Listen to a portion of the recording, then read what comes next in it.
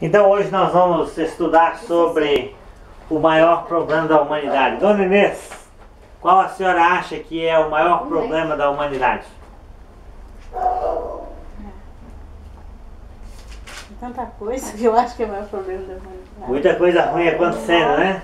Tem violência, drogas, né? Doenças, tem crimes, violência, crianças abandonadas, enfim, temos muitos problemas no mundo. Mas de fato, essas coisas não são o maior problema, né?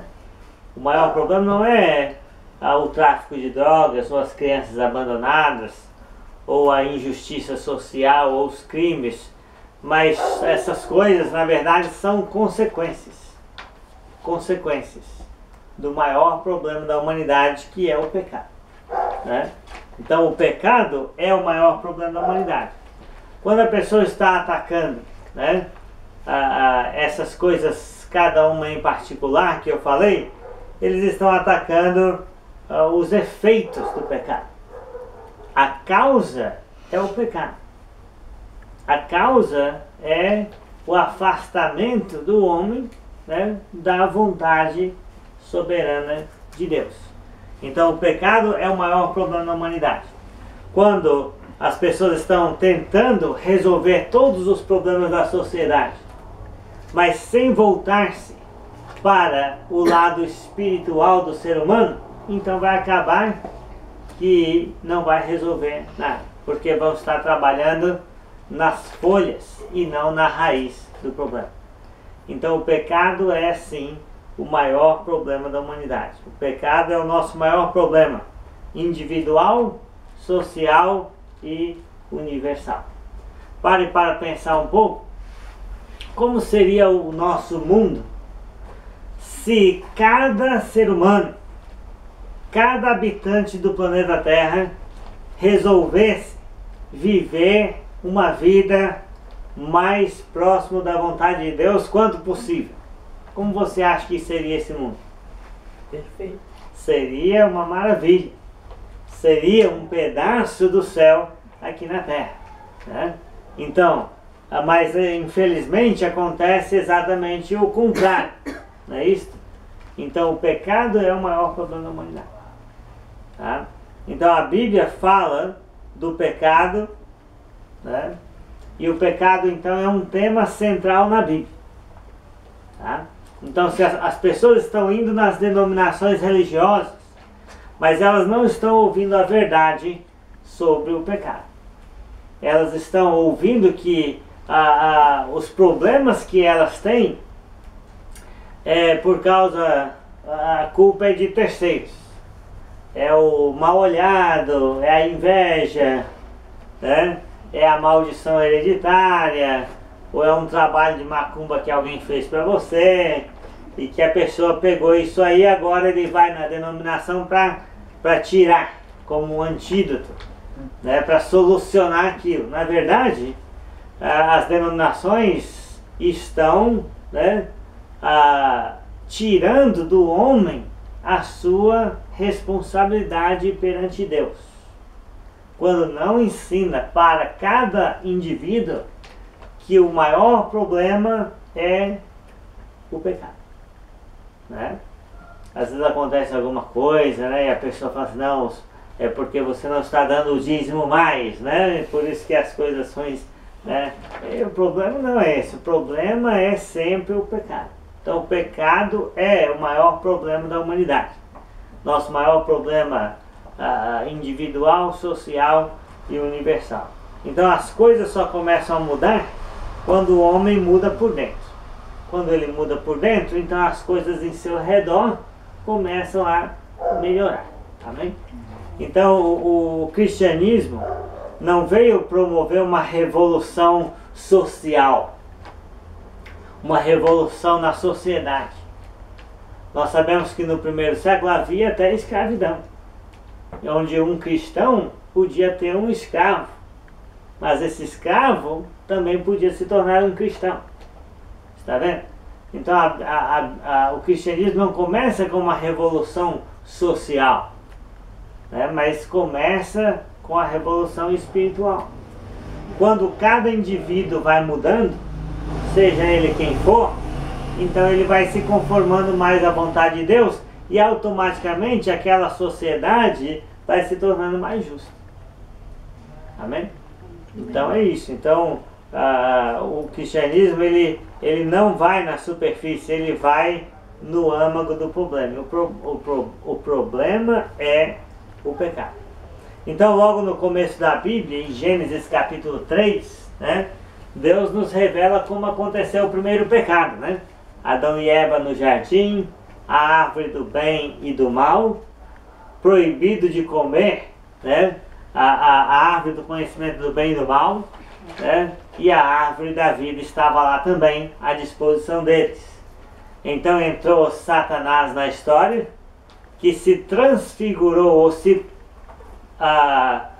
ou possuiu, né, um réptil no jardim, né, e através daquele animal conversou com a mulher, distorcendo a mensagem original de Deus, o mandamento original de Deus para eles, colocando a dúvida, né, na mulher sobre o mandamento divino e ao mesmo tempo acusando Deus de não querer o bem para o primeiro casal. Então a mulher foi tentada, né, pela beleza dos olhos, pela concupiscência da sua própria carne, o desejo de saborear aquela fruta diferente, e pela soberba da vida, o desejo de ter mais conhecimento ou ser algo mais do que Deus planejou para que elas fossem. Então, quando a Eva comeu e deu ao seu marido, abriram-se os olhos e eles ficaram conhecendo o bem e o mal e perceberam que estavam nus, né? Um sinal da perca da inocência do primeiro casal, né, criado por Deus. Então nós sabemos que eles, né, o homem, né, Deus conhece o bem e o mal, mas sempre faz o bem, sempre faz o que é absolutamente correto.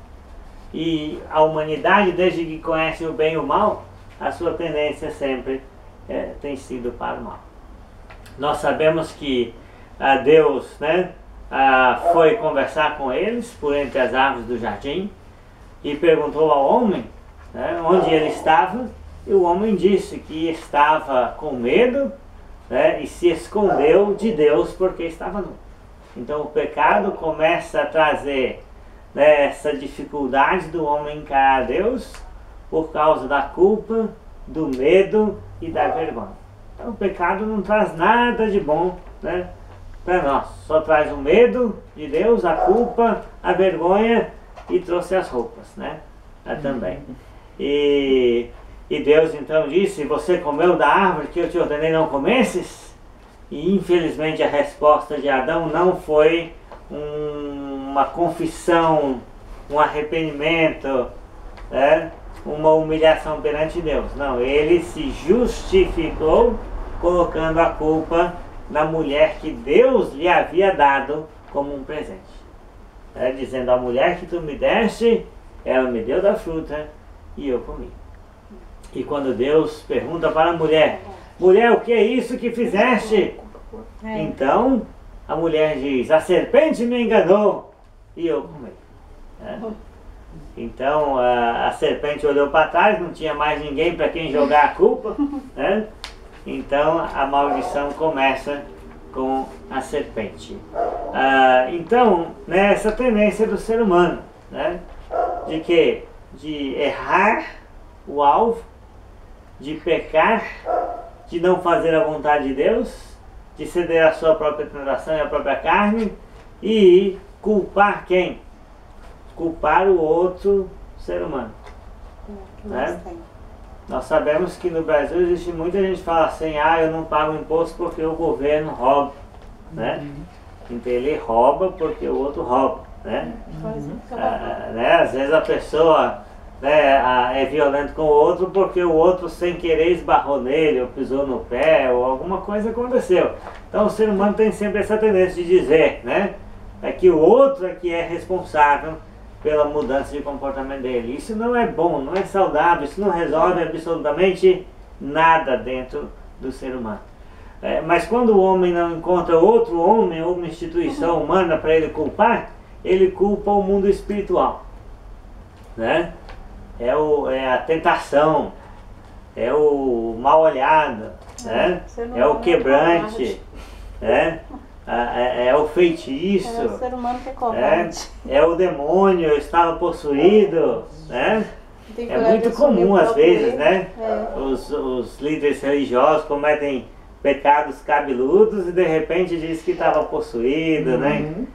Então não tem como prender o demônio, né? E julgar o demônio, então ele tenta se safar dessa forma. Mas é exatamente o que aconteceu, a mulher jogou a culpa na serpente. E às vezes a Um pessoa... jogando por outro, né? Exatamente, a pessoa não tem como culpar, né, alguém, um outro ser humano, então culpa o mundo espiritual, né? Isso é igualmente errado, né? Nós sabemos que Deus disse que a serpente jamais se ergueria, né? Ela comeria o pó todos os dias da sua vida, né? Então a maldição, digamos assim, sobre Satanás, ele nunca se reabilitaria da condição de condenado. E veio também sobre a mulher, né, que em meio de dores daria à luz os filhos, né, e o desejo dela de liderança seria totalmente dado ao homem, e ela teria que ser auxiliadora, né, se voltando para o seu marido, para o homem. E o homem, né, não teria todos os privilégios do Jardim do Éden. Ele iria trabalhar para sobreviver. Se ele quisesse viver um pouquinho mais, ele teria que tirar da terra, através do suor do seu rosto, todo o alimento. E você veja bem que não resolve. No final, o homem volta ao pó, porque do pó foi formado e ao pó sempre retornou. Não é verdade? Nós nos alimentamos aí 4 vezes por dia, alguns muito mais do que isso, né? Mas vai chegando uma época que não resolve, vai definhando e adoecendo, e a morte vai chegando, né? A morte física, né, não precisa significar também a morte espiritual, né? O pecado, a morte física, é uma consequência do pecado de Adão e Eva. A morte física entrou no mundo através do pecado daqueles primeiros pais. Então, todos nós e todo o resto da criação que estava debaixo da autoridade do primeiro homem sofreu as consequências daquela desobediência. Mas você sabe que no sentido espiritual, cada indivíduo vai prestar conta de si mesmo a Deus. Amém? Então a nossa esperança não é reverter o processo de morte física, mas é encontrar perdão dos pecados na pessoa de Jesus e ter a nossa alma encomendada ao fiel Criador, que prometeu nos ressuscitar dos mortos e nos dar uma esperança eterna. Amém? Então toda a Bíblia é focada neste problema. Qual é o problema? O pecado, e a solução para esse problema, que é o maior problema da humanidade. E é o seu maior problema, né? Então você pode achar, mas eu tenho tanto problema. Tem mesmo, agora você sabe que tem mesmo, né? Mas não é esses problemas que você achou que era o problema. O problema maior, ele é invisível, e ele precisa ser tratado. Quando você tem o maior problema tratado, os outros problemas certamente terão algum outro tipo de solução. Então, logo no começo da Bíblia, em Gênesis capítulo 3, Deus nos revelou como aconteceu o primeiro pecado. E aí, depois disso, o resto da Bíblia só trata do pecado, das tristezas, das consequências e, felizmente, da solução para o pecado, que é o maior problema da humanidade. Amém? Então o pecado é um tema central na Bíblia. Se alguém vai ensinar a Bíblia e não vai falar sobre o pecado, está errado, vai ter que falar, né? Se alguém lê a Bíblia e não consegue ser confrontado ali com seus pecados, está lendo a Bíblia da maneira errada, equivocada. Precisa ver que existe um problema. Agora, o que significa a palavra pecar? Alguém sabe? A palavra pecar significa errar o alvo, né? Então as pessoas falam pecado para lá, pecado para cá, né? Mas a origem da palavra pecado significa errar o alvo. Qual é o alvo? O alvo é a perfeita vontade de Deus. Quando nós erramos esse alvo, nós cometemos pecado. Qual que era o alvo de Adão e Eva no jardim, quando Deus os colocou lá? Fazer a perfeita vontade de Deus. O dia que eles erraram esse alvo, eles cometeram o pecado e tudo se decaiu, né? Então, agora, qual seria o contrário de pecado? Justiça, né? No seu sentido amplo da palavra, justiça, que quer dizer acertar o alvo, fazer o que é certo, fazer a vontade de Deus. Amém? Então, a palavra pecar significa errar o alvo. O alvo é a perfeita vontade de Deus. Então quem errar esse alvo comete pecado. Vamos ler a Bíblia em 1 João 3, versículo 4. 1 João capítulo 3, versículo 4.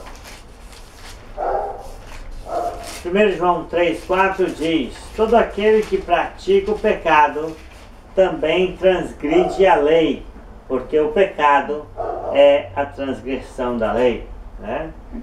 Talvez na sua versão está: todo aquele que pratica o pecado também comete iniquidade, porque o pecado é iniquidade. 1 João capítulo 3, versículo 4. O que diz aí? Nas vossas Bíblias. E todo aquele que tem essa esperança em Cristo purifica-se a mesmo. Purifica-se a si mesmo. É o 4 só. Então, de 3 a 4. 1 João capítulo 3, quatro. versículo 4. Só isso daqui até aqui, ó. Ah, tá. Quem peca é culpado e quebra a lei de Deus, porque o pecado é a quebra da lei. Isso. Aí nós temos que explicar, né? Em qual sentido, né? Pecado é transgredir a lei, pecado é iniquidade, né? Então, o pecado aí tratado é o pecado ativo, né? Ou seja, a pessoa conhece a vontade de Deus, conhece o que Deus quer, né? Mas ela vai agir contra aquela norma divina previamente estabelecida, né? E onde Deus estabeleceu as suas normas previamente estabelecidas?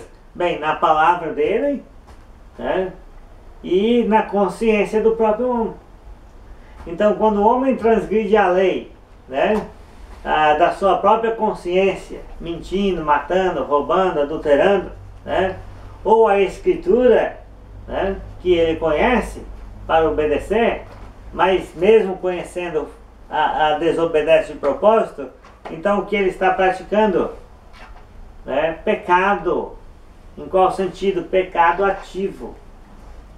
Né? O pecado ativo é fazer o mal quebrando a lei de Deus. Eu sei que Deus não quer que eu minta, mas eu minto. Eu sei que Deus não quer que eu roube, mas aí eu vou e eu furto, né? Eu sei que Deus não quer uma coisa, mas mesmo eu sabendo que Ele proíbe e vai condenar aquilo, a pessoa acaba fazendo a si mesmo. É mais ou menos você pecar de propósito, né? Você sabe o que Deus quer, mas você vai e vai fazer o contrário, porque você quer fazer o contrário do que Ele manda. Então esse pecado existe? Existe, e muito. É só você olhar ao seu redor e no mundo, no seu dia a dia. As pessoas sabem o que é certo? Sabem. Ninguém pode alegar ignorância, e muito menos depois de 2000 anos que o cristianismo está estabelecido no mundo. Ninguém pode alegar, eu não sei o que Deus quer, eu não sei qual é a vontade dele, eu sou ignorante. Será? Será que é? Acho improvável, né? Talvez você tenha dúvidas sobre algumas coisas específicas, mas as coisas gerais sobre a vontade de Deus, todas as pessoas sabem. Então o ponto aqui é: quais são as maneiras que nós podemos pecar? A primeira maneira é pecado ativo, que é fazer o mal, quebrando a lei de Deus, mentindo, matando, roubando, adulterando, mesmo sabendo que Deus proíbe especificamente muitas dessas coisas, né? E aí isso mostra como o homem é perverso, né? Como o homem age contra o mandamento divino de modo consciente. Então, nesse sentido, ele não tem desculpa, né? E todos nós cometemos pecado ativo. Fazemos o mal, quebramos a lei de Deus, nos tornamos perversos, iníquos, né? Nesse sentido. Então é uma maneira de pecar. Agora, além de pecar ativamente por fazer o mal, quebrando a lei de Deus, existe outra maneira de nós pecarmos. Tiago 4:17. Tiago capítulo 4, versículo 17, diz assim: aquele que sabe que deve fazer o bem e não faz, nisso está pecando. Tiago 4:17. Leia aí, Lucas. Portanto, comete pecado a pessoa que sabe fazer o bem e não faz. Muito bem. Então, aquele que sabe que deve fazer o bem e não faz, comete pecado. Então, além de eu pecar ativamente por fazer o mal, quebrando a lei de Deus, cometendo iniquidade, me tornando um transgressor de propósito, eu posso pecar deixando de cumprir os meus deveres para com o meu próximo, né? Então, o nosso dever é ser bom com as pessoas. O nosso dever é ser generoso. O nosso dever é ajudar, né? De acordo com o nosso conhecimento, com a nossa capacidade, de acordo com a oportunidade. E quando nós não fazemos o bem, né? Tendo conhecimento, condição, capacidade e a oportunidade se apresenta, nós pecamos. Nós pecamos. Então nós pecamos às vezes mais por deixar de fazer o bem do que por fazer o mal, pecando ativamente, quebrando a lei de Deus. Porque uma pessoa às vezes diz: ah, mas eu não mato, não roubo, nunca traí minha mulher, e a pessoa se acha muito bom, que nem é pecador às vezes. Mas pecado não é só não matar, não roubar ou não adulterar. Pecado vai muito além disso. Pecado, você pode cometer ele, né, deixando de fazer o bem, né? Então, se tem alguém passando alguma necessidade, nos pede uma ajuda, né, e nós podemos ajudar, mas nós não queremos ajudar, ou não vamos ajudar, ou nos desviamos daquela pessoa, nós cometemos um pecado passivo. Então, o pecado passivo é deixar de fazer o bem, estando em você o poder e a oportunidade para fazer, né? Porque às vezes eu quero até fazer o bem, mas eu não tenho a condição, eu não tenho o conhecimento, a capacidade para ajudar as pessoas naquela necessidade específica, né? Então, óbvio que Deus não vai me cobrar, né, se eu não tenho a capacidade, a condição. Mas se eu tiver a capacidade, a condição de fazer o bem, e a oportunidade de se apresentar, e eu não fizer, eu vou pecar, né? Eu já ouvi pessoas da minha própria família dizerem: ah, eu não faço mal, mas o bem também não faço, né? Com relação a uma outra pessoa. Como se deixar de fazer o mal desobrigasse a pessoa de ser boa, né? Então, toda vez que nós não cumprimos os nossos deveres para com o nosso próprio, nós pecamos por deixar de fazer o bem, por deixar de cumprir os nossos deveres para com o nosso próximo, né? Então, eu costumo dizer que eu tenho que amar a minha esposa, né? Então, mas se eu for frio com ela, se eu for indiferente, então eu vou estar pecando. Porque eu vou estar deixando de fazer o bem, né? Sabendo que eu devo fazer. Então, talvez eu não espanque a esposa, não faça uma maldade assim muito grande, mas se eu deixar, né, de ser carinhoso, de dar atenção, de suprir as necessidades, então eu vou pecar. Por quê? Porque eu sei quais são os deveres que Deus, né, me dá naquele relacionamento, né? É a mesma coisa, se eu não corrigir os meus filhos, né, pode ser que eu não espanque eles, né, mas se eu for indiferente, negligenciar, então eu vou pecar. Eu vou pecar por deixar de fazer o bem que eu sei que eu devo fazer, né? E assim por diante, vários aspectos da nossa vida. Então, pecado passivo é deixar de fazer o bem, estando em nós o poder e a capacidade para fazer, né? Então, todo aquele que sabe que deve fazer o bem não faz, nisso está pecando. Então eu posso pecar ativamente por fazer o mal quebrando a lei de Deus, ou eu posso pecar por omissão, por negligência, né? Deixando de fazer o bem. Amém? Agora vamos ler Mateus 5, 27 e 28.